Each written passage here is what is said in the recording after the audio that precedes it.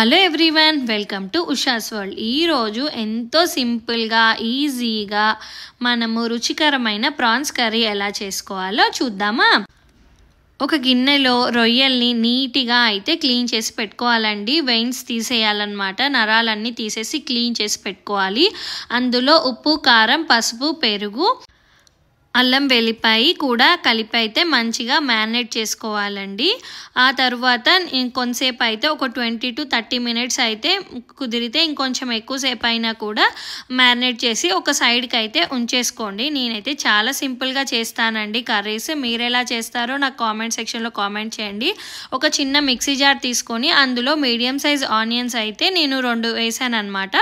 And ఒక tomato తీసుకున్నానండి. నేను తీసుకుంది 1/2 kg రొయ్యలు అనమాట. నాకు గ్రేవీకి ఇంత సరిపోతుందని అయితే నేనైతే యాడ్ చేసుకున్నాను. మీరు మీ టేస్ట్కి తగ్గట్టు అయితే మీరు యాడ్ చేసుకోండి, గ్రేవీ ఎంత కావాలి అనే దాన్ని బట్టి. ఒక కడాయి తీసుకొని దాంట్లో అయితే ఆయిల్ వేసుకున్నాను అనమాట. అండ్ గ్రైండ్ చేసి పెట్టుకున్నానని ప్యూరీ చూపిస్తున్నాను. And red chillies, green chillies వేసాను. తర్వాత కరివేపాకు అండ్ పేస్ట్ చేసుకుంది ఉంది కదండి, మరీ పేస్ట్ లాగా చేయొద్దు, కొంచెం కచ్చాపచ్చగా అయితే చేసుకోవాలండి. మరీ పేస్ట్ లాగా అయితే పట్టుకోవద్దనమాట. అలా చేసినాక కలుపుతూనే ఉండండి. దాంట్లో కొంచెం అల్లం వెల్లిగడ్డ వేయండి. వేయడం వల్ల మంచిగా ఉంటుందన్నమాట ఫ్లేవర్. మ్యారినేట్ చేసినప్పుడు కొంచెం వేసాం కదా, మళ్ళీ ఇందులో కూడా కొంచెం అయితే యాడ్ చేయండి. అండ్ చూసారు కదా, కొంచెం సేపటి తర్వాత ఆయిల్ అయితే సపరేట్ అవుతుందండి. ఈ టైంలో మనము మ్యారినేట్ చేసుకున్న ప్రాన్స్ని అయితే యాడ్ చేయాలండి. చేసినాక బాగా కలపాలన్నమాట. కలపడం వల్ల ఏమవుతుందంటే ఆ ప్యూరీ మొత్తం ప్రాన్స్కి పట్టుకొని ఇంకా చాలా రుచిగా మారుతుందండి ప్రాన్స్ కర్రీ అనేది.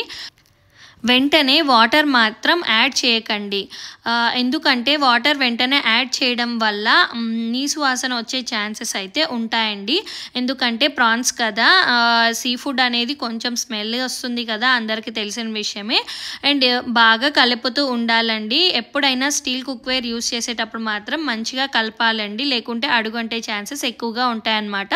కొద్దిసేపటి తర్వాత చూసారు కదా, మంచిగా ఉమ్మగిల్లిందనమాట. ఆ తర్వాత ఆయిల్ సపరేట్ అవుతుంది కదా, ఈ టైంలో మనం ఏం చేయాలంటే కొద్దిగా అయితే వాటర్ యాడ్ చేసుకోవాలండి. మీ కన్సిస్టెన్సీకి తగ్గట్టు అయితే యాడ్ చేసుకోండి. నేనైతే ఒక చిన్న కప్పుడు వాటర్ అయితే యాడ్ చేసుకున్నాను అనమాట. నాకు ఈ కన్సిస్టెన్సీ సరిపోతుంది అనిపించింది అనమాట. అలా కొద్దిసేపటి తర్వాత అలాగే కొంతసేపు కలిపేసి వదిలేసేయండి. ఈ టైంలో ఉప్పు, కారము అండ్ గరం మసాలా అవన్నీ కూడా టేస్ట్ చేసి వేస్తూ ఉండండి. టేస్ట్ చూసుకొని రుచికి తగ్గట్టుగా అయితే యాడ్ చేసుకోండి. కారం, ఉప్పు అండ్ గరం మసాలా ఏదైనా కూడా.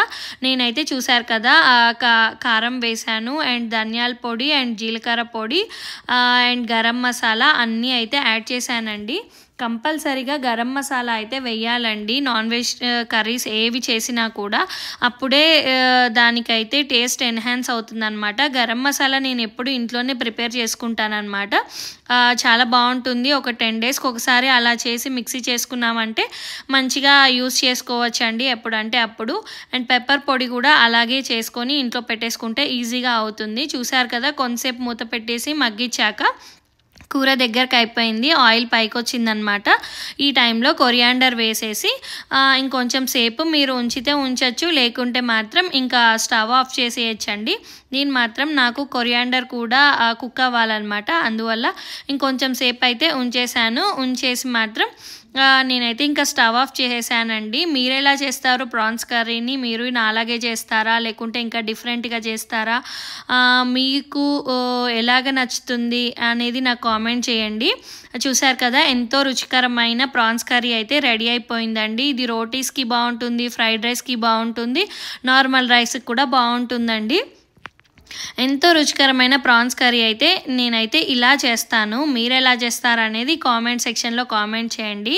ప్రాన్స్ కర్రీ అనేది నాకు చాలా ఇష్టం అండి. ప్రాన్స్ కర్రీ అండ్ ఫ్రై అనేది. చూసారు కదా ప్రాన్స్ ఎలా ఉడికాయో, చాలా టేస్టీగా ఉంటాయండి, ఎమ్మీగా కూడా ఉంటాయి. పిల్లలకు కూడా నచ్చుతుంది అనమాట. పిల్లల టేస్ట్కి తగ్గట్టు కొంచెం గరం మసాలా తక్కువ వేసి వండేస్తే పిల్లలు కూడా హ్యాపీగా హెల్తీగా ఎంజాయ్ చేస్తూ ఫుడ్ని తింటారనమాట, ఎప్పుడు గొడవ చేయకుండా పిల్లలు.